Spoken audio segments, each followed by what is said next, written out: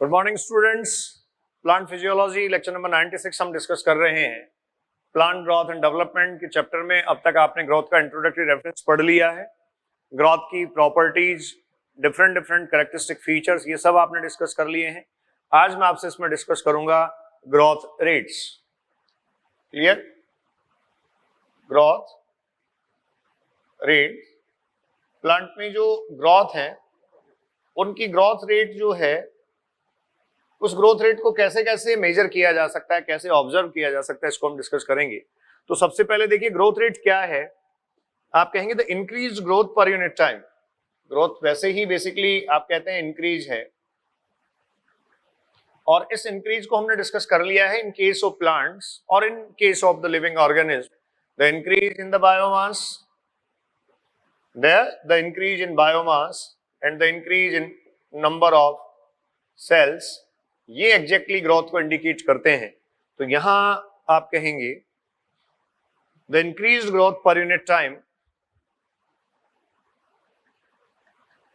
Increased growth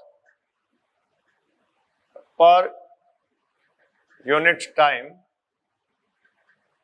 is called as the growth rate. ठीक है, growth rate को जो है वो मैथमेटिकली एक्सप्रेस किया जा सकता है।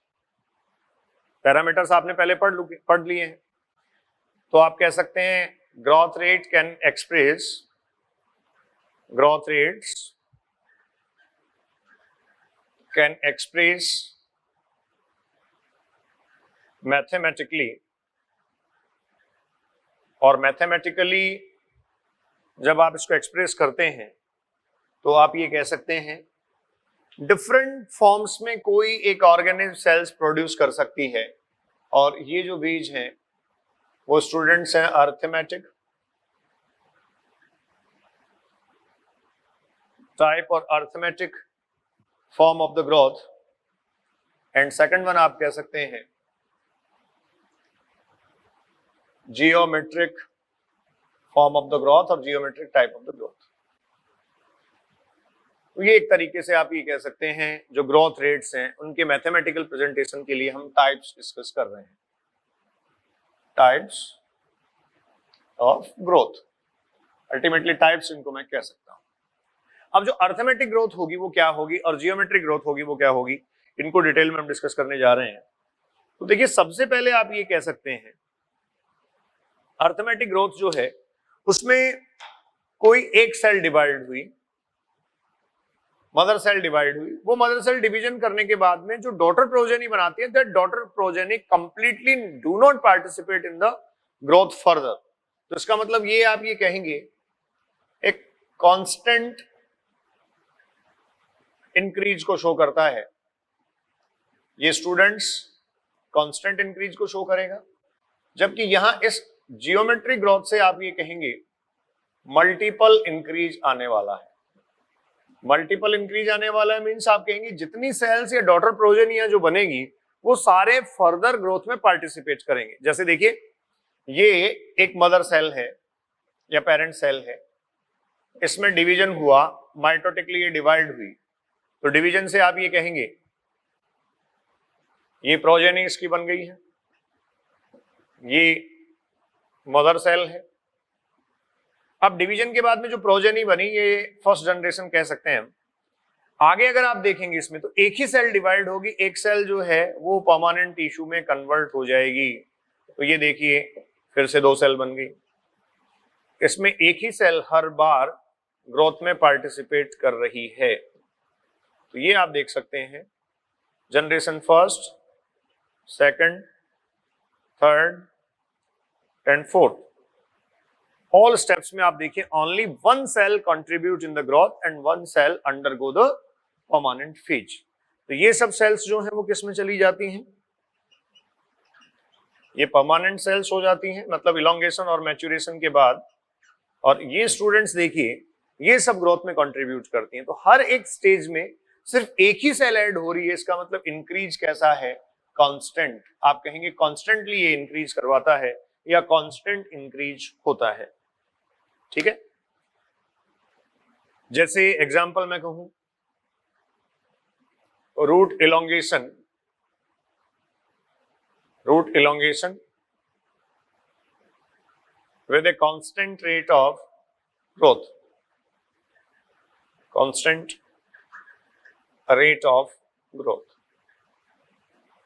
ठीक है, तो इसको आप अर्थमेटिक ग्रोथ कह रहे हैं। अब फर्दर अर्थमेटिक ग्रोथ का जो कर्व अगर आप ऑब्टेन करते हैं तो ऑब्वियस है एक लीनियर कर्व मिलेगा, क्योंकि कॉन्टिन्यूसली एक इंक्रीज आता जा रहा है। इधर आइए मल्टीपल इंक्रीज की बात करते हैं। दोनों ग्रोथ कर्व हम लास्ट में डिस्कस करेंगे, इसमें इक्वेशन की बात भी करेंगे। यहाँ ये पेरेंट सेल है, इससे स्टूडेंट्स डिवीजन हुआ तो ये प्रोजेनी बनी। तो प्रोजेनी या डॉटर प्रोजेनी की जो सेल्स हैं, दोनों sales, both cells will participate in the further process of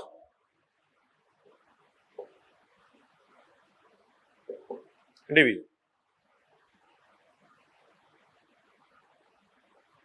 further process of the division। तो यहां से देखिए ये मदर सेल है, ये प्रोजेनी फर्स्ट, ये सेकंड और ये थर्ड। ठीक है, हर बार आप देख रहे हैं जो नंबर है वो मल्टीपल इंक्रीज में चला जाता है। प्रोजेनी फर्स्ट में 2 सेल्स थी, नंबर ऑफ सेल्स यहाँ 4 हो गई, यहाँ आप देखेंगे नंबर ऑफ सेल्स 8 हो गई। फर्दर आप ये कहेंगे 16, 32, 64 एंड सो ऑन, ये स्टेटस इसमें चलेगा। तो इसको जियोमेट्रिक या मल्टीपल इंक्रीज आप कहते हैं। तो जो एग्जिस्टिंग नंबर है स्टूडेंट्स, वो एग्जिस्टिंग नंबर यहाँ डबल हो जाएगा हर बार, हर एक स्टेज के बाद। तो इसका मतलब आप ये कह सकते हैं all cells of daughter progeny, all cells of daughter progeny participate, all cells of daughter progeny participate in, किसमें पार्टिसिपेट करती हैं? ग्रोथ आफ्टर एवरी जनरेशन, यही जनरेशन। लेकिन यहां आप ये कह सकते हैं only one cell, only one cell of daughter progeny, daughter progeny divide further, divide further. ठीक है स्टूडेंट्स, फर्दर ये एक ही सेल जो है डॉटर प्रोजेनी की वो डिवाइड होती है। ठीक है, तो यहां कंटिन्यूसली ग्रोथ होगी। अब देखो यहां अगर ग्रोथ कंटिन्यूसली होती है तो ऑब्वियसली इसकी न्यूट्रिएंट सप्लाई जो है वो प्रॉपर रहनी चाहिए, और ऐसी सप्लाई मिलनी चाहिए इससे जिससे ग्रोथ लिमिटाइज नहीं हो, मतलब न्यूट्रिएंट की अनअवेलेबिलिटी या कम अवेलेबिलिटी के कारण ग्रोथ जो है वो इंटरप्ट नहीं हो। तो इस टाइप की जो ग्रोथ है, जो जियोमेट्रिक पैटर्न है, इसमें आप ये कह सकते हैं न्यूट्रिएंट अवेलेबिलिटी या फिर न्यूट्रिएंट की सप्लाई जो है वो अनलिमिटेड होनी चाहिए। यहाँ लिमिटेड सप्लाई में भी ये प्रोसेस कंटिन्यू हो सकता है। तो अब आगे हम इनके ग्रोथ कर्व और इक्वेशन पे आ रहे हैं, ये आप नोट करें। हाँ जी स्टूडेंट्स, ग्रोथ रेट्स हम डिस्कस कर रहे हैं, और देखिए ग्रोथ रेट्स जो अर्थमेटिक और जियोमेट्रिक आपने भी डिस्कस किया, ये इंक्रीज शो करती हैं। Growth rates shows an increase, increase, और ये जो इंक्रीज है ये कैसा हो सकता है? ये आप कह रहे हैं अरिथमेटिक हो सकता है, और यही जो इंक्रीज है वो जियोमेट्रिक हो सकता है। तो इन दोनों को हम कंपेयर कर रहे हैं, जियोमेट्रिक। तो देखिए सबसे पहले अरिथमेटिक ग्रोथ की बात कर लेते हैं। अभी आपने ये क्लियर किया, मदर सेल जब डिवाइड होगी तो जो डॉटर प्रोजेनी बनेगी, डॉटर प्रोजेनी की एक ही सेल जो है वो ग्रोथ में फर्दर पार्टिसिपेट करती है, दूसरा सेल परमानेंट सेल में कन्वर्ट हो जाता है। इसका मतलब कांस्टेंट कंट्रीब्यूशन है, कॉन्स्टेंटली ए सेल और single cell contributed after each and every generation in growth. तो यहां अरिथमेटिक ग्रोथ में देखिए कर्व अगर हम इसका ऑब्जर्व करें तो ग्रोथ कर्व आप देखिए, एक एक्सिस पर हम कोई भी प्लांट का जैसे लेंथ ले लें या हाइट ऑफ प्लांट ऑर्गन आपको दे रखा है, लेंथ ऑफ प्लांट ऑर्गन, और जो प्लांट ऑर्गन की लेंथ है स्टूडेंट्स, इसको टाइम के साथ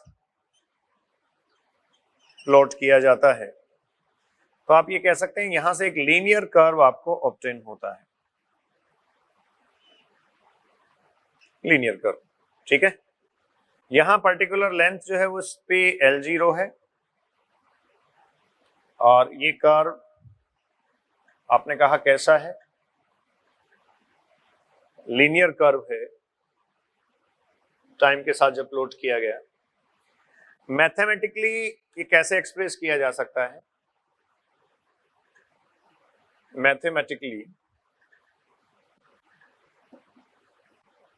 expressed as,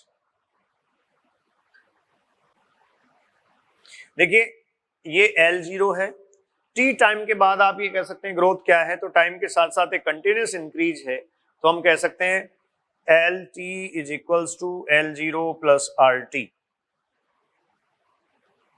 LT is equals to L0 plus RT। LT क्या है स्टूडेंट्स, यहाँ here growth after time t, growth after time t, L0 आप कहेंगे इनिशियल ग्रोथ है, R जो है ये आप कहेंगे स्टूडेंट्स रेट ऑफ इंक्रीज है, ग्रोथ रेट, और इसको कहेंगे हम इलोंगेशन पर टाइम, ग्रोथ रेट या लेंथ में जो इंक्रीज आया है इलोंगेशन पर टाइम। तो ये students LT is equals to L0 RT represent किया जाता है। ठीक है, और एक लीनियर कर्व ऑब्टेन होता है। तो बहुत क्लियर है, जब आप अरिथमेटिक ग्रोथ रिप्रेजेंट कर रहे हैं तो इस तरीके से लीनियर कर्व आपको ऑब्टेन होगा। जियोमेट्रिक पे हम आ जाते हैं। जियोमेट्रिक ग्रोथ में देखिए सिग्मॉइड ग्रोथ कर्व आपको ऑब्टेन होगा। नेचुरल एनवायरनमेंट में जो ग्रोथ होती है ये आप कहेंगे लैग फेज, स्लो इनिशिएशन, यहां भी आप टाइम का रेफरेंस ले रहे हैं, टाइम के साथ आप प्लॉट कर रहे हैं। जैसे एनसीईआरटी में जो दिया है वो वेट का रेफरेंस है, आप कोई भी ले सकते हैं, लेंथ ले सकते हैं, वेट ले सकते हैं, सरफेस एरिया ले सकते हैं, वेट ऑफ प्लांट ऑर्गन। ठीक है, इक्वेशन इसी के अकॉर्डिंग स्टूडेंट्स हमें दी गई। तो ये स्लो इनिशिएशन जो है वो लैग फेज, उसके बाद आप कहेंगे रैपिड एक्सेलरेशन होता है, ये स्टूडेंट्स कहा जाता है लॉग फेज, और फाइनली ये स्टेशनरी फेज में कन्वर्ट हो जाता है। ठीक है, सो बेसिक फेजेज अगर आप यहां देखें तो यहां लैग फेज, लॉग फेज और स्टेशनरी फेजेज है। अब देखो यहां के स्पेसिफिकेशन में नोट कर रहा हूं, जो लैग फेज है आप ये कह सकते हैं ये स्लो होगा और इनिशिएशन को शो करता है। नेचुरल एनवायरनमेंट में जो ग्रोथ होती है वो ऐसे ही होती है, सबसे पहले स्लो इनिशिएशन होगा। लॉग फेज स्टूडेंट्स आप कह सकते हैं रैपिड होगा, और यहां जो होने वाली ग्रोथ है इस लॉग फेज में रैपिड ग्रोथ, ये एक्सपोनेंशियल इंक्रीज को शो करेगी। आप ये कह सकते हैं ये जो है वो किसको शो करेगी, एक्सपोनेंशियल इंक्रीज को शो करेगी। एक्सपोनेंशियल इंक्रीज का मतलब आप ये कहेंगे जो एग्जिस्टिंग है उसका मल्टीपल हो जाएगा, 2, 4, 8, 16, 32, 64 एंड सो ऑन। ये एक्सपोनेंशियल इंक्रीज आपको पॉपुलेशन ग्रोथ इकोलॉजी में भी दे रखा है। तो हम ये कह सकते हैं जो लॉग फेज है वो exactly exponential rate of growth को इंडिकेट करता है। लॉग फेज में ये जो सेल्स है इनका नंबर एक्सपोनेंशियली इंक्रीज होता है, और स्टेशनरी फेज में आप ये कह सकते हैं स्टूडेंट्स ये क्या हो जाता है, एक कांस्टेंट रेट पे आ जाता है। स्टेशनरी फेज में आप ये कह सकते हैं ये स्लो डाउन हो जाता है। तो यहां एक बात तो काम की ये है, एक तो आपको ये डिस्कस करना चाहिए कि ये ग्रोथ जो है वो स्टेशनरी फेज में क्यों आई। अब देखिए अब तक जितने फैक्टर इस ग्रोथ को सपोर्ट कर रहे थे वो फैक्टर्स यहां कहीं ना कहीं जाकर लिमिटाइज हो गए हैं। तो जैसे मैं ये कहूं, इस जियोमेट्रिक ग्रोथ में ये लॉग फेज और रैपिड एक्सपोनेंशियल इंक्रीज तब आता है जब अनलिमिटेड अवेलेबिलिटी ऑफ रिसोर्सेज यहां प्रेजेंट होगी। और जैसे स्टूडेंट्स ये रिसोर्सेज लिमिटाइज हो जाएंगे तो आप ये कहेंगे कि अब जो ग्रोथ है वो ग्रोथ क्या हो जाएगा, स्टेशनरी फेज में चला जाएगा। ग्रोथ अब उस रेट से इंक्रीज यहां आपको देखने को नहीं मिलेगा। ठीक है, तो इसका मतलब इस वेट ऑफ प्लांट ऑर्गन या जो ग्रोथ हो रही थी इस ग्रोथ को सपोर्ट करने के लिए ये एक लिमिट थी कि यहां तक उसको एक्सपोनेंशियली सपोर्ट किया जा सकता है, उसमें एक रैपिड इंक्रीज लाया जा सकता है। ये जो लॉग फेज है वो रैपिड इंक्रीज को शो करता है। और यही एग्जांपल एग्जाम में इस बार क्वेश्चन के फॉर्म में पूछा गया था। अनलिमिटेड ग्रोथ जो यहां हो रही है, नीट 2020 में स्टूडेंट्स लॉग फेज एग्जाम में क्वेश्चन पूछा गया। एक लेक्चर में लास्ट सेपरेटली हम डिस्कस करेंगे 2019 तक का जो फिजियोलॉजी के क्वेश्चंस हैं 2013 से 19 तक के, वो स्टूडेंट्स आपके साथ डिस्कस किए गए हैं। सीएलसी के यूट्यूब चैनल पर आप देखें, प्लांट फिजियोलॉजी के नाम से आपको मिलेगा। ठीक है, पहले भी मैंने कई बार आपको कहा है। और जो इस बार के 2020 नीट के जो क्वेश्चंस हैं वो सेपरेटली एक लेक्चर में मैं आपसे डिस्कस कर लूंगा। जितने सारे क्वेश्चंस इस बार फिजियोलॉजी से काफी अच्छे क्वेश्चंस पूछे गए, 9 क्वेश्चंस पूछे गए थे। ठीक है, तो देखिए लैग, लॉग और स्टेशनरी। अब यहाँ कुछ और स्पेसिफिक पॉइंट्स हम इंक्लूड करते हैं। देखिए लैग फेज के बाद में आप ये कह सकते हैं यहां से क्या हुआ, ये ग्रोथ जो है वो पॉजिटिवली एक्सेलरेट हुई, तो यहां पॉजिटिव एक्सेलरेशन आपको देखने को मिला। क्लियर? पॉजिटिव एक्सेलरेशन के बाद एक कंप्लीट आपके पास पूरा एक फेज था जिसमें आपने कहा ये रैपिड इंक्रीज हुआ, ये लॉग फेज था। लेकिन लॉग फेज के बाद स्टूडेंट जब ये स्टेशनरी में जाता है तो आप ये कह सकते हैं यहां ग्रोथ नेगेटिवली एक्सेलरेट हुआ है, ये नेगेटिव एक्सेलरेशन में गया है। और नेगेटिव एक्सेलरेशन जो है, ये नेगेटिव एक्सेलरेशन क्या है, नेगेटिव एक्सेलरेशन में ये गया है, तो नेगेटिव एक्सेलरेशन किसको आप कहेंगे, ये नेगेटिव एक्सेलरेशन आप कहेंगे कि जो लॉग फेज है उस लॉग फेज के कंपैरेटिवली, मैं कह सकता हूं जो लॉग फेज है उस लॉग फेज के कंपैरेटिवली ये नेगेटिवली एक्सेलरेट हो गया है। नेगेटिव ग्रोथ नहीं होती है, लेकिन यहां जिस स्पीड से ये ग्रो कर रहा था उसके कंपैरेटिवली अब नेगेटिवली एक्सेलरेट हो गया। तो फेजेज अगर हम काउंट करें तो क्या हुआ, lag phase first, positive acceleration second, log phase third, negative acceleration fourth and stationary phase fifth. There are basically 5 phases. ठीक है, the specific phases are lag, log and stationary. तो ये स्टूडेंट्स जियोमेट्रिक पैटर्न होता है। इस growth curve को आप कहते हैं एस कर्व, और इसको सिग्मॉइड कहा जाता है, एस कर्व और सिग्मॉइड ग्रोथ कर्व। और आप ध्यान रखें अगली बात, ये जो एस कर्व और सिग्मॉइड ग्रोथ कर्व है, ये सिग्मॉइड ग्रोथ कर्व और एस कर्व नेचुरल एनवायरनमेंट में मिलता है। नेचुरल एनवायरनमेंट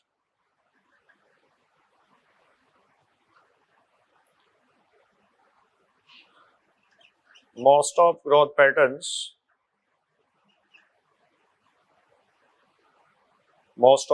patterns मैंने यहां लिखा है अंडर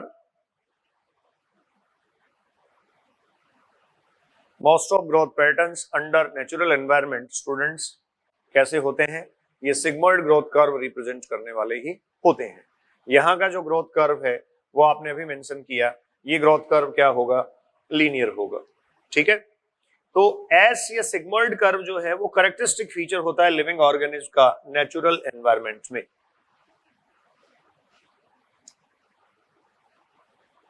एक और पॉइंट आप मेंशन कर लें, characteristic feature of living organism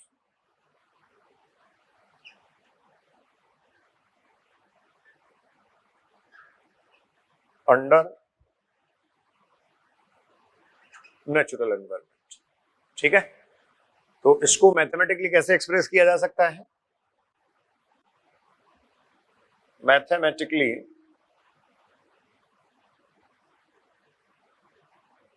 it can express as, weight आपने रेफरेंस लिया W0ART, ये इक्वेशन स्टूडेंट्स इसके लिए लिखी जा सकती है, ठीक है, जिसमें देखिए W1 is equals to W0ERT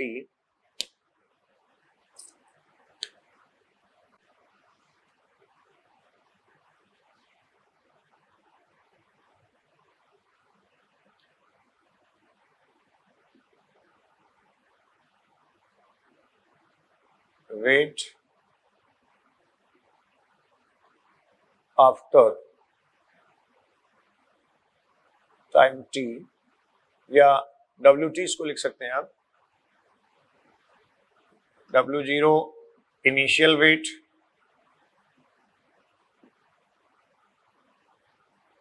W0 जो है वो स्टूडेंट्स यहां रिप्रेजेंट करता है इनिशियल वेट, E जो है वो logarithmic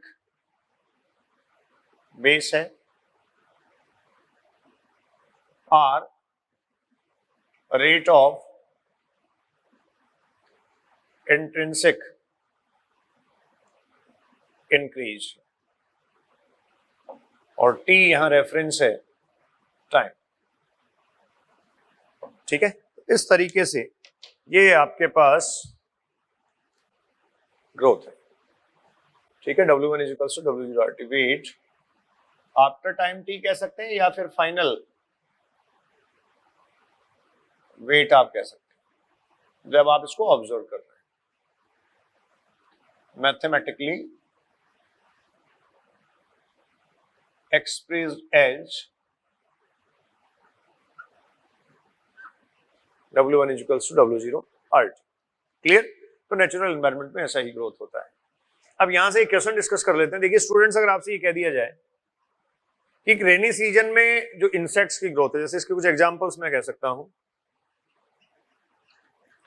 insect population during rainy season, during rainy season, तो वहां क्या होगा, ये लोग के बाद वो स्टेशनरी में जनरली टर्मिनेट नहीं होती, एकदम से खत्म हो जाती है। तो ये जो insect population during rainy season है, ये जे कर्व या जे शेप कर्व बेसिकली रिप्रेजेंट करते हैं। कुछ यूनिसेल्ड ऑर्गेनिज्म और जो प्रोटिस्ट हैं उनमें भी आप कह सकते हैं ऐसा ही ग्रोथ होता है। बैक्टीरिया, यूनिसेल्ड, प्रोटिस्ट, इनमें ऐसा ग्रोथ हो सकता है, कैसा, जे शेप कर्व। लेकिन ये जो एस है वो नेचुरल और आप ये कह सकते हैं रियलिस्टिक पैटर्न है in most of the patterns of growth under the natural environment and natural conditions, ठीक है। अब देखो क्वेश्चन कैसे फ्रेम किया जाता है, इसको मैं इसीलिए मैंने यहां मेंशन किया है। आपसे पूछा जाए इंसेक्ट पॉपुलेशन ग्रोइंग एक्सप्लोजिवली, तो एक्सप्लोजिवली वर्ड लिखा, इसका मतलब है जे है, लॉग फेज में वो चल रहा है। एक्सप्लोजिवली मतलब एक्सपोनेंशियल रेट ऑफ ग्रोथ वहां शो हो रही है during rainy season, and suddenly the ecosystem और suddenly the system is collapsed, एकदम से वो अचानक खत्म हो जाते हैं। तो अचानक खत्म हो जाते हैं, इसका मतलब जब तक ग्रोथ थी वो जे में थी, ये जे से मतलब लॉग फेज में थी, और उसके बाद से वो खत्म हो गई, कोलैप्स हो गया सिस्टम, तो वो एस में टर्मिनेट नहीं हुई। एस में टर्न आउट कब होगी, जब आप ये कह सकते हैं जो एनवायरमेंट है उस एनवायरमेंट की कैरिंग कैपेसिटी या एनवायरमेंट की जो फैक्टर्स एनवायरमेंट के जो ग्रोथ को मेंटेन कर रहे हैं वो फैक्टर्स लिमिटेड हो जाएं या लिमिटाइज हो जाएं। तो इसी को आप वहां पढ़ते हैं एक्सपोनेंशियल पैटर्न को फिजियोलॉजी के बाद वहां इकोलॉजी में, और वहां बहुत क्लियरली आप ये मेंशन करते हैं एक्सपोनेंशियल रेट ऑफ जो ग्रोथ है वो जे से ग्रोथ को रिप्रेजेंट करता है, जिसमें कंटिन्यूस इंक्रीज आता है, और वहां जो लॉजिस्टिक पैटर्न है वो इंडिकेट करता है एस कर्व को, जो एग्जैक्टली जो एनवायरमेंट की कैरिंग कैपेसिटी, उस कैरिंग कैपेसिटी को अप्रोच किए जाने के बाद ऐसा दिखाई देता है। तो एस कब आएगा, when the resources become limited. पहले अनलिमिटेड थे तो कंटिन्यूसली बढ़ रहा था, फिर रिसोर्सेज क्या हो गए, लिमिटेड। तो ये स्टूडेंट्स आपके पास जो ग्रोथ रेट है वो दोनों है अर्थमेटिक एंड जियोमेट्रिक, दोनों का ग्रोथ कर्व मैंने बना दिया है, इक्वेशन दोनों का लिख दिया है। इस बार एग्जाम में आपसे क्वेश्चन जो पूछा गया था वो पूछा गया था कि रैपिड इंक्रीज कब होता है। बहुत इजी क्वेश्चन था, सीधा सा एक क्वेश्चन पूछा गया था कि रैपिड इंक्रीज जो है स्टूडेंट्स, ये रैपिड इंक्रीज कब आता है, सिर्फ इतनी सी बात आपसे पूछी गई थी और उसका आंसर है लॉग फेज। क्लियर? तो अब देखो एक और एग्जाम्पल पर हम आते हैं, एक एग्जाम्पल हमें डिस्कस करना है यहाँ। ये एम्ब्रियो डेवलपमेंट का एग्जाम्पल हमें दे रखा है, एम्ब्रियो डेवलपमेंटल प्रोसेस का एग्जाम्पल दे रखा है, लेकिन इसको डिस्कस करने से पहले एनसीईआरटी का थोड़ा सा कंटेंट जो है, जिसमें देखो एक एफिशिएंसी इंडेक्स आपको दे रखा है। एफिशिएंसी इंडेक्स क्या होता है? आप लिखें एफिशिएंसी इंडेक्स।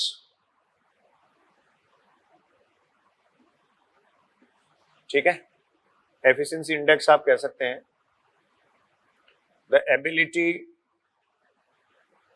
टू प्रोड्यूस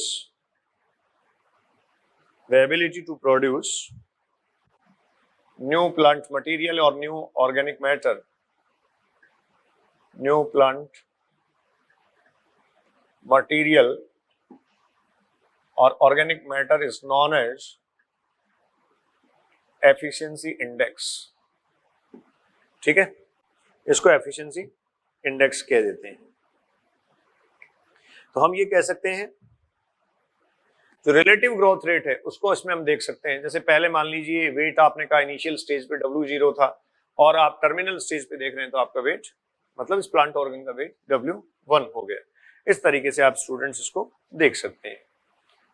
तो यहाँ एम्ब्रियो डेवलपमेंट का एक एग्जांपल मैं ले रहा हूं।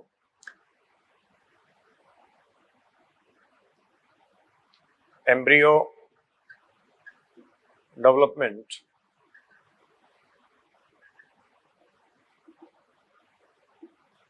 ठीक है, देखो इनिशियली एक सेल होता है, इसको स्टूडेंट्स आप कहते हैं जाइगोट।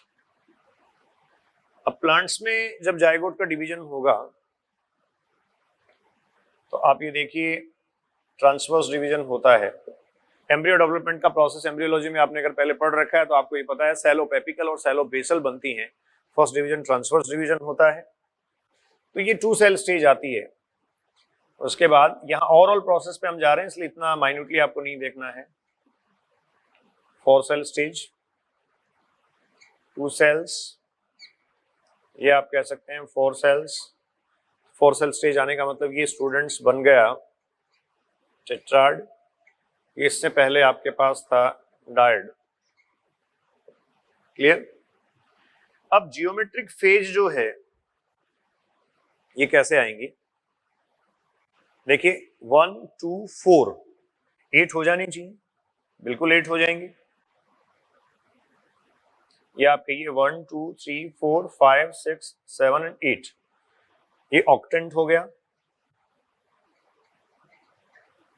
ऑक्टेंट, और यहाँ 8 सेल्स। ठीक है, अब स्टूडेंट्स इसके बाद यहाँ डिफरेंशिएशन फर्दर शुरू होता है। तो हम ये कह रहे हैं कुछ सेल्स जो हैं वो कंटिन्यूसली डिवीजन में जा सकती हैं और कुछ सेल्स जो हैं वो यहाँ परमानेंट सेल्स में अब कन्वर्ट हो सकती हैं।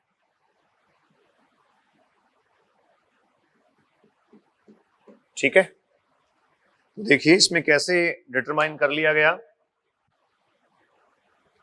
कुछ सेल्स जो हैं वो डिवीजन की कैपेसिटी होल्ड करती हैं। ये एपेक्स की सेल्स को मैं ब्लू से लिख रहा हूं। सेल्स कैपेबल टू डिवाइड, इसका मतलब ये डिवीजन कर सकती हैं। और उसके बाद अगर हम देखें तो जो सेल्स हैं ये परमानेंट सेल्स में कन्वर्ट हो जाएंगी।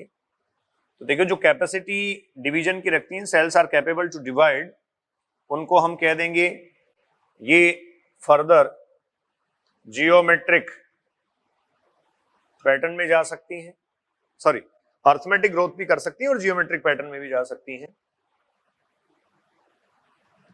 दोनों कंडीशन है। Arithmetic and geometric. लेकिन एग्जैक्टली ये यहां से यहां तक का जो फेज आपको बताया गया ये परफेक्टली आप ये कह सकते हैं कौन सा ग्रोथ था, जियोमेट्रिक। कैसे था स्टूडेंट्स, आपने कहा सेल्स क्या थी 2, 4, 8, 16 इस तरीके से इंक्रीज हो रहा था एंड सो ऑन। अगर हम एंजियोस्पर्मिक प्लांट्स को डिस्कस करें, हायर प्लांट्स को डिस्कस करें, तो उनमें जो एम्ब्रियो डेवलपमेंट का प्रोसेस होता है उसमें क्या है, आप कह सकते हैं 16 सेल्स स्टेज जो है ये मोनोकोट और डाइकोट प्लांट्स में कंबाइंडली एक जैसा होता है, सिमिलर होता है। और 2 to 16 सेल्स स्टेज जो होता है इसको स्टूडेंट्स प्रो एम्ब्रियो स्टेज हम बोलते हैं, प्रो एम्ब्रियो स्टेज। और इस प्रो एम्ब्रियो स्टेज में डेवलपमेंट सिमिलर होता है। तो एग्जैक्टली 16 सेल स्टेज तक तो आप ये कह सकते हैं डेफिनेटली कौन सा ग्रोथ होगा, जियोमेट्रिक, 100% जियोमेट्रिक ग्रोथ होगा। डेफिनेटली जियोमेट्रिक ग्रोथ वहां स्टूडेंट्स रिप्रेजेंट किया जाएगा। क्लियर। उसके बाद भी जियोमेट्रिक ग्रोथ कंटिन्यू हो सकता है, 16 से 32 और 64 आप कह सकते हैं बन सकते हैं सेल्स। लेकिन कुछ सेल्स वहां जो है वो डिवीजन की कैपेसिटी अपनी लॉस कर देती हैं और कुछ सेल्स जो हैं वो डिवीजन की कैपेसिटी मेंटेन रखती है। तो यहां से अर्थमेटिक और जियोमेट्रिक दोनों पैटर्न आपको मिल सकते हैं। इनिशियली आपको डेफिनेटली जियोमेट्रिक पैटर्न ही मिलेगा और यहां के बाद आपको अर्थमेटिक और जियोमेट्रिक पैटर्न स्टूडेंट्स दोनों मिल जाएंगे। तो एक तरीके से अब मल्टीपल इंक्रीज नहीं आया ना, ओवरऑल अगर हम ये ग्रोथ देखें तो जितनी सारी सेल्स यहां प्रेजेंट हैं ये सेल्स अब डबल नहीं होंगी। तो ओवरऑल अगर हम देखें तो ये जो ग्रोथ है या इस स्टेज के बाद जो ग्रोथ है आपके पास वो कौन सा है, अर्थमेटिक। मैं फिर कह रहा हूं ओवरऑल ये स्टेज अर्थमेटिक है, लेकिन इसमें से कुछ सेल्स ऐसी हो सकती हैं जो अब भी अपना नंबर जियोमेट्रिकली या एक्सपोनेंशियल ग्रोथ के अकॉर्डिंग इंक्रीज कर सकती हैं। तो एम्ब्रियो जो जाइगोट से सिंगल सेल जाइगोट था, यहां से ये जो डेवलपमेंट का प्रोसेस है ये प्लांट्स में स्टूडेंट्स जियोमेट्रिक और अर्थमेटिक ग्रोथ के अकॉर्डिंग मिलता है। तो आपसे अगर पूछा जाए कि एम्ब्रियो डेवलपमेंटल प्रोसेस में जो ग्रोथ होती है या ग्रोथ पैटर्न होता है वो कैसा होता है, तो आप वहां बहुत क्लियरली ये कह देंगे कि जो ग्रोथ पैटर्न वहां होता है वो एग्जैक्टली जियोमेट्रिक और अर्थमेटिक दोनों टाइप की ग्रोथ को शो करता है। But initially 2 to 16 cell stage essentially आप कह सकते हैं एंजियोस्पर्मिक प्लांट्स में कौन सी ग्रोथ होती है, जियोमेट्रिक पैटर्न की स्टूडेंट्स ग्रोथ होती है, जो मोनाड, डायड, टेट्राड, ऑक्टेंट, ठीक है, एंड 16 सेल स्टेज रिप्रेजेंट करती है। इवन एंजियोस्पर्मिक प्लांट्स में जो 16 सेल स्टेज होती है वही डिफरेंशिएशन होता है एपिडर्मल टिश्यूज का, ग्राउंड टिश्यूज का एंड फाइनली वास्कुलर टिश्यूज का, और आप ये कह सकते हैं जो कंडक्टिंग एलिमेंट्स है उसका। तो ये फाइनली स्टूडेंट्स आप पढ़ चुके हैं द ग्रोथ। और ये जो ग्रोथ है ये ग्रोथ कौन सा हुआ, आपके पास ग्रोथ रेट आपने पढ़ा जिसमें अर्थमेटिक और जियोमेट्रिक पैटर्न ऑफ ग्रोथ आपके पास था। क्लियर। अब देखिए हम अगला टॉपिक इसमें डिस्कस करेंगे students, relative and absolute growth हमें यहाँ डिस्कस करनी है। आप देख रहे हैं लीफ ए, इसमें initial area, initial surface area इसका जो है वो 5 सेंटीमीटर स्क्वायर है। और ये लीफ बी आपको जो दे रखा है इसमें आप देख सकते हैं इनिशियल एरिया और जो सरफेस एरिया है वो यहां होगा 50 सेंटीमीटर स्क्वायर। लेकिन यहां जो इंक्रीज है 5 सेंटीमीटर स्क्वायर और यहां भी अल्टीमेटली जो इंक्रीज आ रहा है वो स्टूडेंट्स हम कह सकते हैं 5 सेंटीमीटर स्क्वायर ही है, 5 सेंटीमीटर स्क्वायर का ही इंक्रीज यहां आ रहा है। तो टोटल एरिया यहां अगर आप देख रहे हैं तो हो गया है 10 सेंटीमीटर स्क्वायर। स्टूडेंट्स जितना था उतना ही और बढ़ गया है। यहां टोटल एरिया आप अगर देखेंगे तो आप ये कहेंगे 55 सेंटीमीटर स्क्वायर ये हो गया है। ठीक है। तो ये तो एग्जैक्टली एग्जिस्टिंग का 10% बढ़ गया और ये एग्जैक्टली एग्जिस्टिंग का 100% बढ़ गया। तो एब्सोल्यूट ग्रोथ पे अगर हम आए, एब्सोल्यूट ग्रोथ इस पे स्टूडेंट्स अगर आप आते हैं तो एब्सोल्यूट ग्रोथ के पॉइंट ऑफ व्यू से तो आप ये कहेंगे यहां 5 सेंटीमीटर स्क्वायर का ग्रोथ हुआ है और यहां भी जो एब्सोल्यूट ग्रोथ है ये एब्सोल्यूट ग्रोथ 5 सेंटीमीटर स्क्वायर ही हुआ है, 5 सेंटीमीटर स्क्वायर ही हुआ है। ठीक है।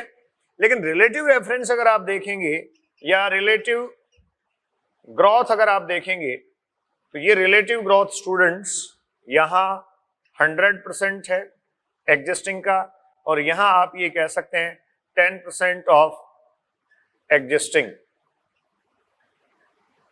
जो एग्जिस्टिंग 50 सेंटीमीटर स्क्वायर था, 5 सेंटीमीटर स्क्वायर इंक्रीज हुआ तो एग्जैक्टली 10% जो है वो ही इंक्रीज यहां हुआ है। अगर ये 10 सेंटीमीटर स्क्वायर इंक्रीज होता तो ये 20% इंक्रीज को इंडिकेट करता। तो इस तरीके से इंक्रीज दोनों का अल्टीमेटली सेम है, बट इनिशियल स्टेज के रेफरेंस में, इनिशियल एरिया जो है इसके रेफरेंस में अगर हम इंक्रीज देखें तो ये रिलेटिव ग्रोथ जो है वो लीफ ए का ज्यादा हुआ है। ठीक है,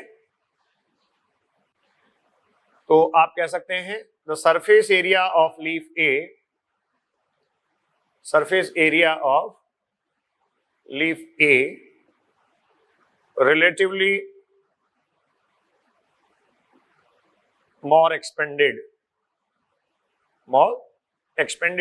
ये स्टूडेंट्स आप कंक्लूजन यहां से कह सकते हैं। ठीक है, तो देखिए पर यूनिट टाइम में जो ग्रोथ है वो एग्जैक्टली एक्सप्रेस की जा रही है, और पर यूनिट टाइम में जो इनिशियल पैरामीटर है, इनिशियल पैरामीटर के बिहाफ पे अगर आप ग्रोथ देखते हैं, ये जैसे इनिशियल एरिया हमने लिया, इस इनिशियल एरिया और इनिशियल पैरामीटर के बिहाफ पे अगर आप ग्रोथ देखते हैं तो ये स्टूडेंट्स रिलेटिव ग्रोथ होता है, जबकि आप टोटल जो इंक्रीज है उसको अगर डिस्कस करते हैं तो टोटल इंक्रीज आप कहेंगे यहां भी 5 सेंटीमीटर स्क्वायर था और यहां भी कितना था, 5 सेंटीमीटर स्क्वायर। ठीक है, तो अब देखो इस लेक्चर में आगे हम डिस्कस करेंगे कंडीशंस फॉर ग्रोथ, तो ये आप मेंशन करें। मैं नेक्स्ट टॉपिक पे आ रहा हूं, conditions for growth. Conditions for growth में देखिए स्टूडेंट्स आपको कुछ फैक्टर्स की बात की गई है, बहुत इंपॉर्टेंट और इंटरेस्टिंग कंटेंट इसमें लिखा है जो बहुत सारे कंफ्यूजन आपके क्लियर कर देगा। हम जनरली क्या करते हैं, ऐसी चीजें जो लिखी हुई है उनको एनसीईआरटी में छोड़ देते हैं और फिर कई जगह हमें कंफ्यूजन होता है सब्जेक्ट में। तो जो कंडीशंस फॉर ग्रोथ है ये आपको सब्जेक्ट में कई जगह हेल्प करेगा, आपके सब्जेक्ट के कंसेप्ट जो है उनको फ्रेम करेगा। कंडीशंस फॉर ग्रोथ, ग्रोथ के लिए कैसी कैसी कंडीशंस होनी चाहिए। कंडीशंस फॉर ग्रोथ, ठीक है। अब कंडीशंस जो ग्रोथ के लिए है उसमें स्टूडेंट्स क्या होना चाहिए, देखिए आप ये कह सकते हैं प्लांट जो है वो एनलार्जमेंट शो करता है, और एनलार्जमेंट जब प्लांट शो करता है तो यहां plants shows enlargement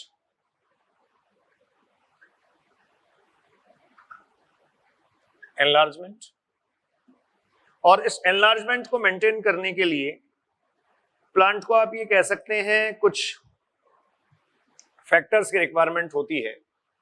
this enlargement is regulated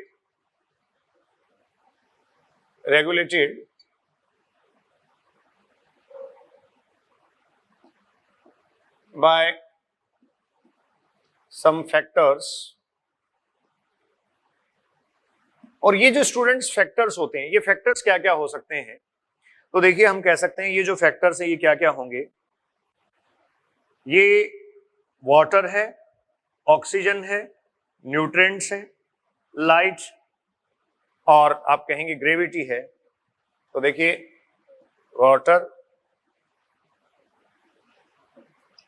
nutrients, oxygen, ठीक है, ये कुछ फैक्टर्स आप कह सकते हैं। प्लांट वाटर को रिक्वायर करता है, ऑक्सीजन को रिक्वायर करता है, वाटर रिक्वायर करता है, ठीक है। और मेटाबॉलिक एक्टिविटीज के लिए आप ये कह सकते हैं टेम्परेचर भी जो है वो फैक्टर होता है। इसके अलावा प्लांट दो स्पेसिफिक एनवायरमेंटल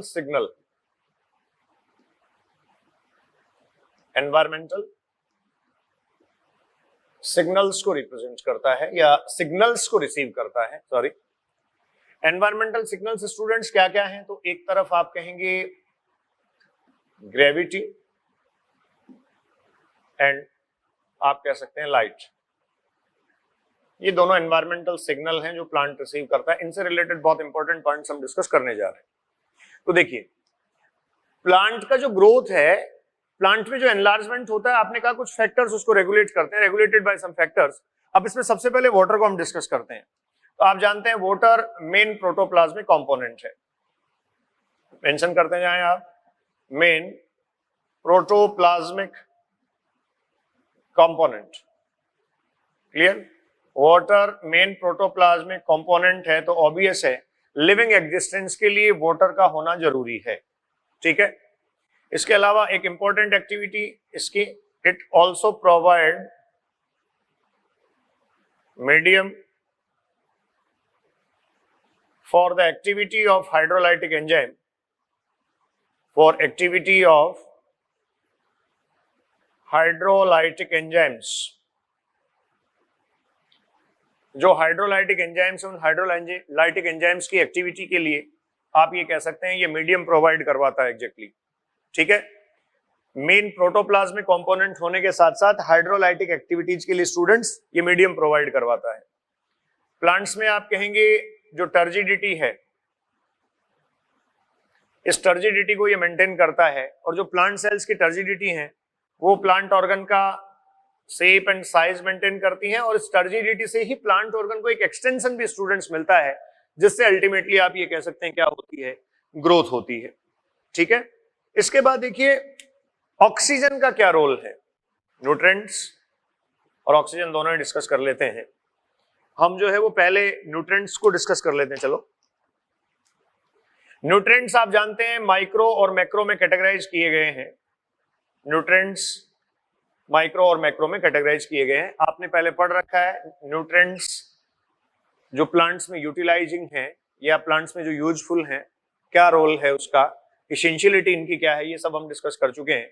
तो आप न्यूट्रिएंट्स के लिए एक सेंटेंस में यहां जो है वो समराइज कर सकते हैं, for the synthesis of protoplasmic components, for the synthesis of protoplasmic components.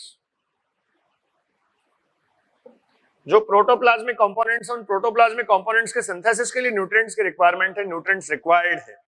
ठीक है, अब ये जो न्यूट्रिएंट्स की रिक्वायरमेंट प्रोटोप्लाज्मिक कंपोनेंट्स के सिंथेसिस के लिए है, तो ऑब्वियस है सेल का एग्जिस्टेंस बनाए रखने में ये हेल्पफुल होंगे। ठीक है, साथ में एक और important point, nutrients are also the source of energy. ये जो है वो एनर्जी सोर्स बनाते भी हैं, और जो न्यूट्रिएंट्स हैं वो एनर्जी रिलेटेड कंपाउंड से लिंक भी करते हैं। जैसे फॉस्फेट की बात आपने की, एटीपी से डायरेक्ट वो लिंक करता है। ऑक्सीजन का एग्जैक्टली रोल क्या है?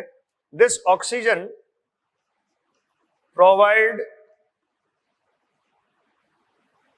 Metabolic energy, metabolic energy. अब मेटाबॉलिक एनर्जी ये कैसे प्रोवाइड करती है? तो आप ये कहेंगे कि जो ऑक्सीडेशन का प्रोसेस होता है, ऑक्सीडेशन में जिसमें रेस्पिरेटरी सबस्ट्रेट का स्टूडेंट्स ब्रेकडाउन करवा लिया गया, आपने कहा एरोबिक रेस्पिरेशन हुआ, तो उस एरोबिक रेस्पिरेशन या ऑक्सीडेशन की प्रोसेस में ऑक्सीजन टर्मिनल ऑक्सीडेंट की तरह एक्ट करता है। In the process of aerobic oxidation, aerobic oxidation में लिख देता हूं, in the process of aerobic oxidation or to act as terminal oxidant, or to act as terminal oxidant। Oxygen जो है वो टर्मिनल ऑक्सीडेंट की तरह बिहेव करती है। तो ऑक्सीजन टर्मिनल ऑक्सीडेंट की तरह बिहेव करेगी तो एरोबिक रेस्पिरेशन में जो एनर्जी रिलीज होगी उस एनर्जी को मेटाबॉलिक एनर्जी आप कहेंगे, और वो मेटाबॉलिक एनर्जी जो है वो मीडियम को या सिस्टम को प्रोवाइड करने में ये हेल्प करेगी।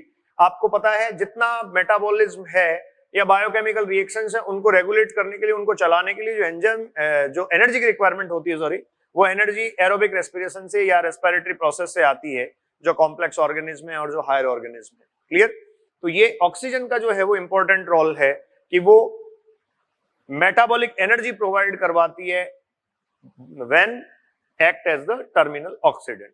ठीक है, तो आपके पास देखिए अल्टीमेटली कुछ फैक्टर्स जो हैं, आपने कहा कि कुछ फैक्टर्स के थ्रू जो प्लांट्स का एनलार्जमेंट है वो रेगुलेट किया जा रहा है। इसमें सबसे पहला फैक्टर आपके पास वाटर था, सेकंड आपने डिस्कस किया न्यूट्रिएंट, और थर्ड आपने डिस्कस किया ऑक्सीजन। इसके अलावा स्पेसिफिकली आपने ग्रेविटी और लाइट सिग्नल के फॉर्म में लिखा है। देखिए फैक्टर होने के साथ साथ ये जो है वो स्पेसिफिकली एनवायरमेंटल सिग्नल्स हैं, और इन एनवायरमेंटल सिग्नल्स को रिसीव करके प्लांट एक्शंस, प्लांट ऑर्गन जो है वो रेस्पॉन्ड करते हैं और अपना ग्रोथ एंड डेवलपमेंट मेंटेन करते हैं।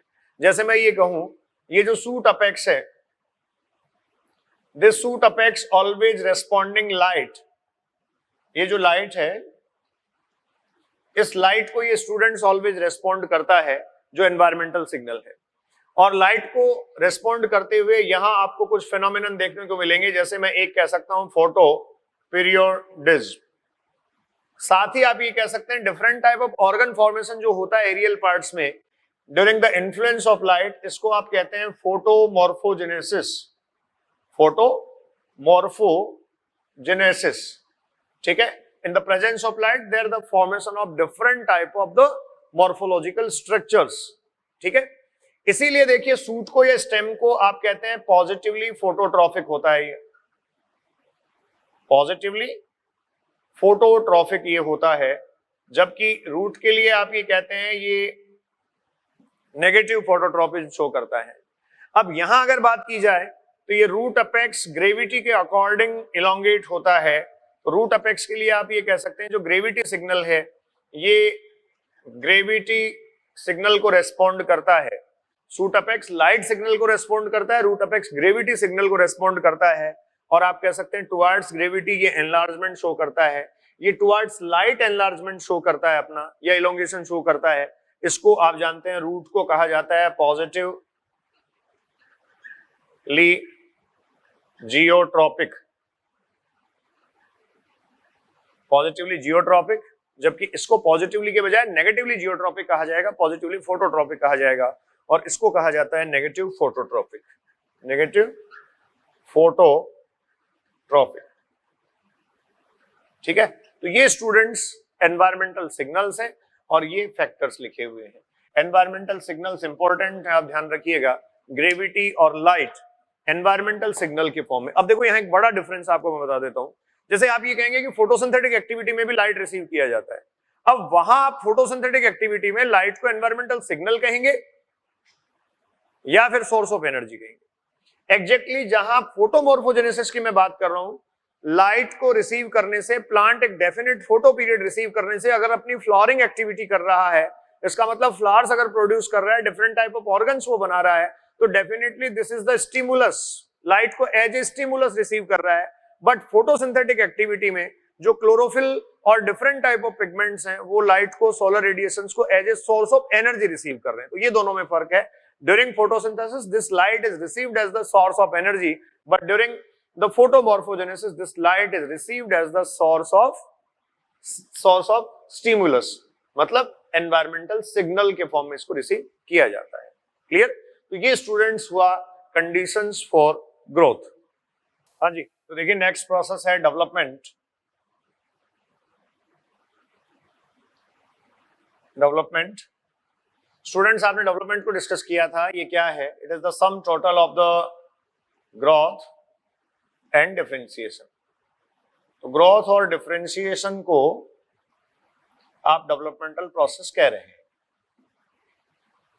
जो ग्रोथ है वो एग्जैक्टली इंक्रीज है, और जो डिफरेंशिएशन है वो स्टूडेंट्स आप कह रहे हैं फंक्शनल डिटर्मिनेशन है। किसी भी पर्टिकुलर ऑर्गन का, किसी भी पर्टिकुलर सेल का, टिश्यू का आप कहेंगे फंक्शनल डिटर्मिनेशन है। ठीक है, increase is the growth and the functional determination is the differentiation. अब इन दोनों ही कंडीशंस में देखिए क्या होगा, ओवरऑल डेवलपमेंटल प्रोसेस होगी। तो प्लांट में जो सीड है, इस सीड के जर्मिनेशन का प्रोसेस शुरू होता है।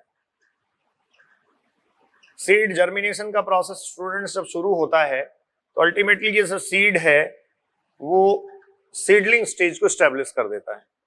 यहां आप जैसे ये कह दीजिए ये इसमें रूट, स्टेम और लीव्स का फॉर्मेशन हो गया, जैसा हायर प्लांट्स में, एंजियोस्पर्मिक प्लांट्स में होता है। तो ये आप कह रहे हैं कौन से स्टेज को शो कर रहा है? ये है सीडलिंग स्टेज। ठीक है, just after germination from the seed there will be the seedling stage. Seedling stage आएगी। इस सीडलिंग स्टेज से आप ये कह सकते हैं प्लांट अपनी वेजिटेटिव फेज को इनिशिएट कर लेता है।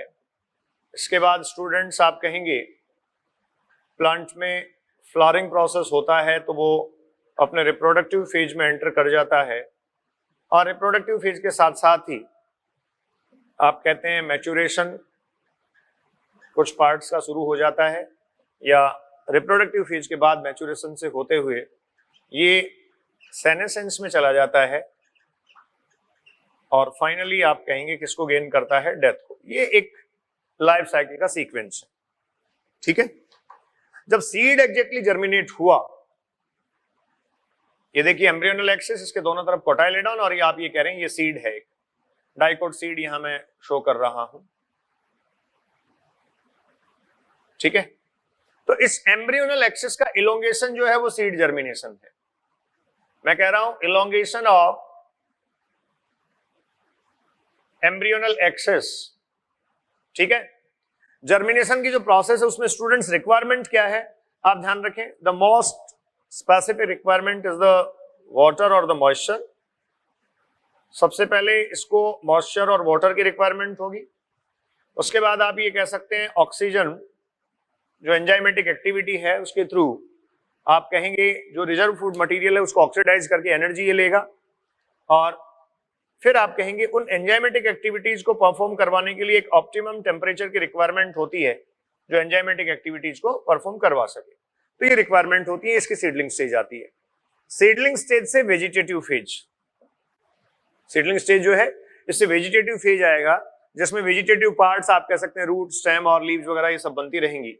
रिप्रोडक्टिव फेज इसकी इंट्रोड्यूस हो जाएगी just after the formation of या by the formation of flowering. Flowering जैसे इंट्रोड्यूस करवा दिया गया वैसे रिप्रोडक्टिव फेज आएगी, देन मैच्योरेशन और सेनेसेंस आ गया। तो जर्मिनेशन से लेकर उस सेनेसेंस तक आप ये कह सकते हैं एग्जैक्टली डेवलपमेंटल फेज आता है, but that death is also the result of the final development. जैसे आपने कहा एक सेल थी, मेरिस्टेम थी, परमानेंट टिश्यू में कन्वर्ट हुई, पेरेन्काइमा में, कोलेनकाइमा में कन्वर्ट हुई, स्क्लेरेनकाइमा में कन्वर्ट हुई। जैसे जाइलम के ट्रेकिरी एलिमेंट और फाइनली ट्रेकिरी एलिमेंट जो ट्रैकेट्स और वेसल्स होती हैं वो डेड हो जाती हैं। इसका मतलब ये हुआ they are the highly differentiated, differentiation का प्रोसेस कंटिन्यू चल रहा था तो वो डेड एलिमेंट है। तो इस तरीके से the death is also the part, last part आप ये कह सकते हैं, और the last resulting aspect of the development, ठीक है। तो ज्यादा डेवलपमेंट होने से ये होता है, हमारा भी फाइनली डेवलपमेंट होते होते एक दिन हम इसमें पहुंच जाएंगे। जीवन की सच्चाई मृत्यु है। अगर आपका डेवलपमेंट कुछ टाइम के लिए रुक जाता है तो ऑब्वियस है आप ये कह सकते हैं कि आपकी ग्रोथ जो है वो भी कुछ टाइम के लिए सस्पेंड हो जाएगी और आप डेथ को कुछ टाइम के लिए डिले कर देंगे। क्लियर? तो देखो सीड के जर्मिनेशन से आपने कहा वेजिटेटिव फेज, रिप्रोडक्टिव फेज और मैच्योरेशन फेज तक ये आ गया। अब ये जो डेवलपमेंटल प्रोसेस है, इस डेवलपमेंटल प्रोसेस को मेरिस्टेमेटिक फेज से मैं कनेक्ट कर रहा हूं। देखो ऐसा एक सीक्वेंस एनसीईआरटी ने आपको दिया, एक चार्ट आपको एनसीईआरटी ने दिया है, उसी को डिस्कस कर लेते हैं। मेरिस्टेमेटिक फेज, मेरिस्टेमेटिक फेज जो थी उसमें प्लाज्मेटिक ग्रोथ होगा, डिफरेंशिएशन होगा और फाइनली मैच्योर सेल बन जाएगी। ग्रोथ एट सेलुलर लेवल आपने कहा था साइटोप्लाज्मिक इंक्रीज है, प्लाज्मेटिक ग्रोथ, फिर उसके बाद आप कह रहे हैं डिफरेंशिएशन।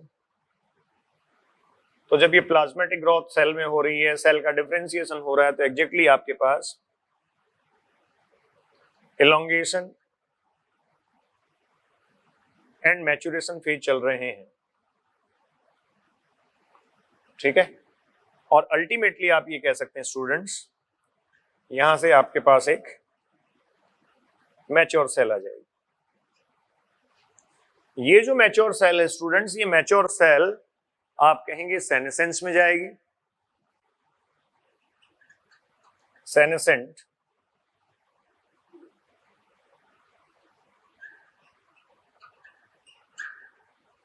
और सेनेसेंस फेज के बाद में ये भी अल्टीमेटली किसको लीड करवा देगी, डेथ को, या डेथ इसमें लीड कर जाएगी।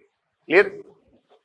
जो मेरिस्टेमेटिक फेज है, इस मेरिस्टेमेटिक फेज से कंटिन्यूसली प्लाज्मेटिक ग्रोथ होते हुए सेल जो है वो डिफरेंशिएट होती रहती हैं, डिवाइड होती रहती हैं। तो ये आप कहो कि एक कंटिन्यूस प्रोसेस चल रहा है डिवीजन का, सेल डिवीजन। ठीक है, तो इस तरीके से ये लाइफ स्पेन आप इंडिकेट कर सकते हैं, डेवलपमेंटल प्रोसेस इंडिकेट कर सकते हैं। ये सारा जो मैंने यहाँ मेंशन किया है figure of the developmental process in plants, developmental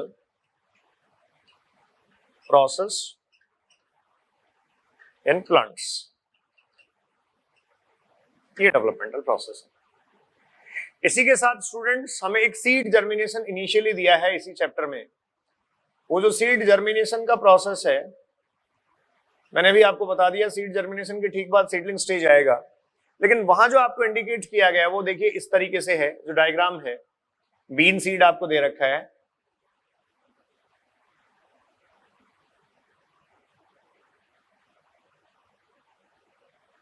और इस बीन सीड का जर्मिनेशन कुछ इस तरीके से आपको दिखाया गया है।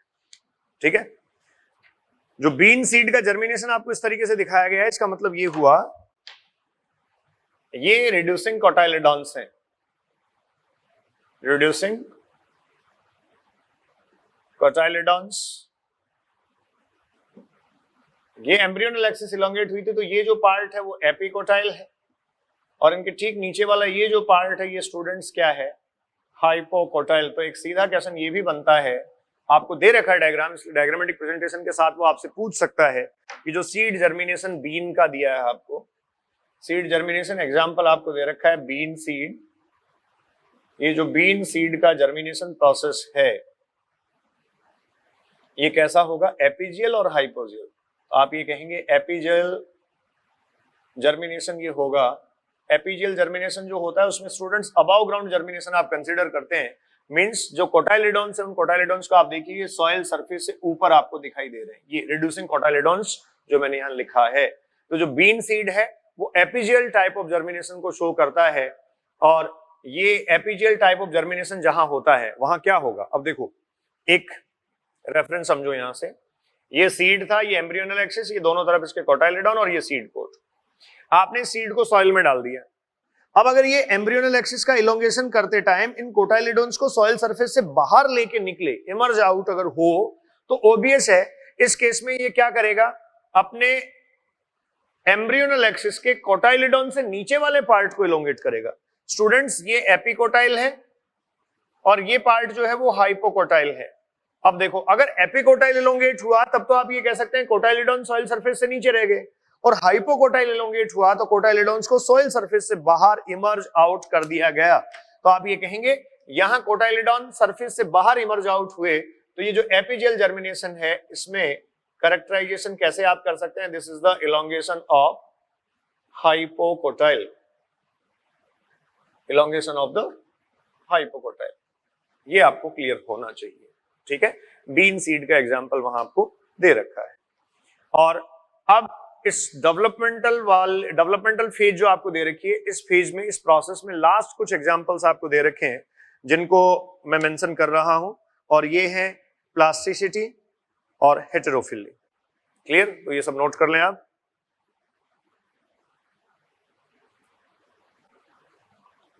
नेक्स्ट है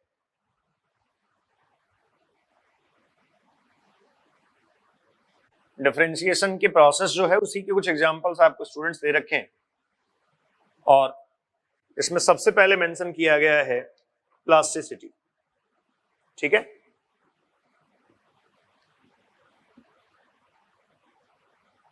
प्लास्टिसिटी, प्लास्टिसिटी क्या है,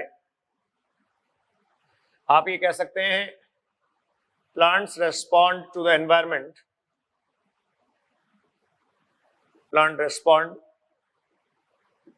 environment and produce different kind of structures, and produce different kind of structures। ये जो different kind of structures plant produce करते हैं, इनको आप क्या कह रहे हैं? इस कैरेक्टरिस्टिक फीचर और फिनोमिनन को आप स्टूडेंट्स क्या कह रहे हैं? Plasticity. This ability is called as the plasticity. जैसे देखो, इसका एक एग्जांपल है हेटेरोफिली। हेटेरोफिली, हेटेरोफिली का मतलब आप ये कह सकते हैं different kind of leaves, different kind of leaves, different kind of leaves. और एग्जाम्पल आप पढ़ सकते हैं कॉटन, कोरिएंडर एंड लार्कस्पर। ये स्टूडेंट्स एग्जांपल्स आपको दे रखे हैं। इन प्लांट्स में देखिए एग्जैक्टली क्या है, जुवेनाइल स्टेज और जो मैच्योर स्टेज है उनके लीफ में आपको वेरिएशन मिलता है, variation in shape of leaves of juvenile and maturation phase, and maturation phase. जो मैच्योरेशन फेज की और जुवेनाइल फेज की जो लीव्स हैं उनमें स्टूडेंट्स उनके शेप में वेरिएशन मिलता है, वो डिफरेंट डिफरेंट शेप रिप्रेजेंट करती है। ठीक है,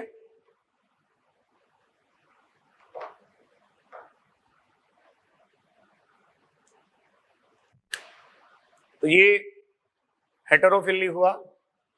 this heterophylly is the example of the plasticity. ठीक है, साथ ही एनसीईआरटी यह मेंशन करती है, एनसीईआरटी का कंटेंट थोड़ा इसमें पढ़ लेते हैं हम। एनसीईआरटी ने स्टूडेंट्स देखिए मेंशन किया है यहां, आप आ जाएं पेज नंबर 246 पर। क्लियर, सॉरी 246 पे आप आए। देखिए 246 में मेंशन किया गया है, plants follows different pathway in response to the environment or phases of the life to different kind of structures. This ability is called as the plasticity. Example, heterophyll in cotton, coriander and larkspur. In such plants, the leaves of the juvenile plants are different in the shape from those in the mature plant. तो इन्हीं plants में आप ये कह सकते हैं जो shape है लीव्स की उनमें वेरिएशन मिलता है। कहां कहां वेरिएशन मिलेगा, कब कब, अगर आप देखेंगे तो जुवेनाइल फेज की लीव जो है वो मैच्योर फेज की लीव से, मैच्योरेशन फेज की लीव से डिफरेंट होंगी। ठीक है, फिर कह रहा है on the other hand differences in the shape of leaves produced in air and those produced in water in butter cup. तो यहां हैबिटेट के रेफरेंस में दे रखा है।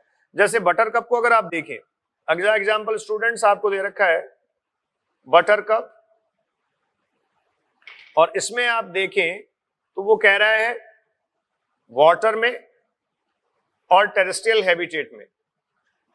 टेरेस्ट्रियल हैबिटेट और एक्वेटिक हैबिटेट में अगर आप देखेंगे तो जो लीव्स हैं उनमें वेरिएशन मिलेगा। तो ये कह रहा है water, sorry, on the other hand the difference in shapes of leaves produced in air and those produced in water in buttercup also represent the heterophily development due to the environment।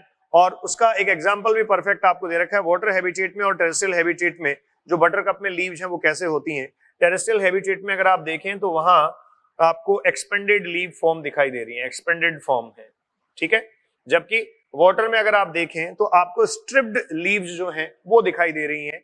ये NCERT में figure 15.9 पे जो है वो diagram perfect दे रखा है। Clear, सो plant में जितने भी ऑर्गन फॉर्मेशन होते हैं, बहुत क्लियर आप ये कह सकते हैं ऑर्गन फॉर्मेशन का जो प्रोसेस है, और वो जो ऑर्गन फॉर्मेशन का प्रोसेस है that is the response of the plants to the environmental factors. और उसमें जैसे देखो अभी लाइट की आपने बात की कि इंपॉर्टेंट सिग्नल के फॉर्म में एक स्टिमुलस के रूप में लाइट एक्ट करता है, उससे प्लांट्स में अलग अलग ऑर्गन्स बनते हैं। अब अगर प्लांट जब एनवायरमेंटल फैक्टर्स को रिस्पॉन्ड कर रहा है और different kind of structures produce करता है तो उसको आप हेटेरोफिली कहते हैं। और ये जो हेटेरोफिली है, इस हेटेरोफिली मतलब that ability is known as the plasticity. और उस प्लास्टिसिटी का एक एग्जांपल आपके पास क्या है, हेटेरोफिली, जिसमें कुछ कॉमन एग्जांपल्स आपको दिए थे, कॉटन, कोरिएंडर एंड लार्कस्पर। इनमें जुवेनाइल फेज और मैच्योरेशन फेज की जो लीव्स हैं उनमें वेरिएशन होगा। और एक बटरकप आपको एग्जांपल दिया है जिसमें डिफरेंट डिफरेंट हैबिटेट्स में, एक्वेटिक और टेरेस्ट्रियल हैबिटेट में जो प्लांट की लीव्स हैं उनका शेप अलग होगा। क्लियर, तो स्टूडेंट्स जो ग्रोथ एंड डेवलपमेंटल प्रोसेस में जितना introductory content, phases of the growth, growth rates, growth के जो प्रॉपर्टीज और कैरेक्टरिस्टिक फीचर्स हैं, रिलेटिव और एब्सोल्यूट ग्रोथ है, सारा मैटर हमने कंप्लीट कर लिया है। अब इस ग्रोथ फिजियोलॉजी में हमारे पास बचा है ग्रोथ रेगुलेटर्स, जो प्लांट ग्रोथ को रेगुलेट करते हैं। ये ग्रोथ प्रमोटिंग सब्सटेंसेज होंगे एंड ग्रोथ इनहिबिटिंग सब्सटेंसेज होंगे। नेक्स्ट लेक्चर में हम शुरू करेंगे plant growth regulators and further lectures में हम इसको ग्रोथ रेगुलेटर्स जो इनहिबिटर्स और एक्टिवेटर्स हैं उनको डिस्कस करेंगे। Enjoy the growth physiology. Thank you.